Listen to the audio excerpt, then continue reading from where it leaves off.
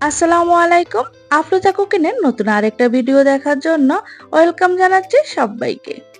আজকের recipe সাবুদানার dessert. আশা করছি রেসিপিটি আপনাদের ভালো লাগবে। এখানে আমি 3 কাপ দুধ নিয়েছি। দুধটাকে জাল দিয়ে 2 কাপ করে নিয়েছি। লবণ দিয়েছি 1 চিমটির মতো। মিষ্টি জিনিসে লবণ দিলে স্বাদের ব্যালেন্সটা ঠিক থাকে।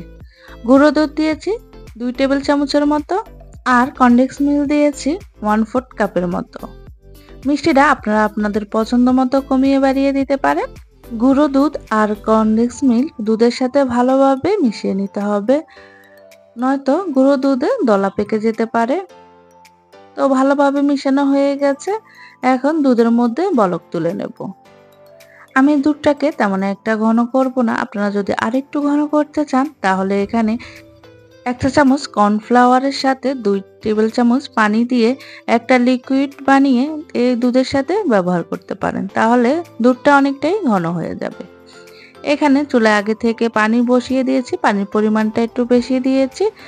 পানিটা ভালোভাবে ফুটে গেছে। এখানে 1 কাপের মতো দিয়েছি সাবুদানা। সাবুদানাটা যখন এইরকম স্বচ্ছ হয়ে যাবে তখনই চুলা থেকে নামিয়ে একটা চালনির মধ্যে ছেঁকে নেব।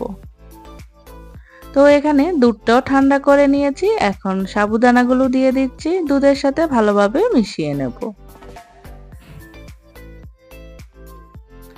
সাবুদানা দুধের সাথে ভালোভাবে মিশিয়ে নিয়ে এখন এখানে এক এক করে সবগুলো ফল দিয়ে দেব।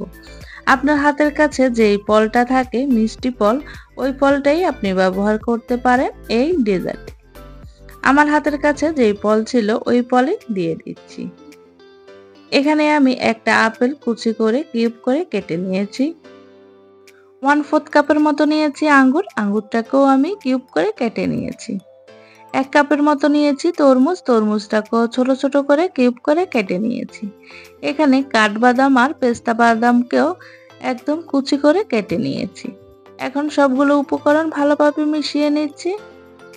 এই যে খুব সহজেই সাবুদানার ডেজার্টটা রেডি করে নিলাম। এরকম ঠান্ডা ঠান্ডা একটা ডেজার্ট যদি ইফতারেতে হয় তাহলে আর কি লাগে বলেন।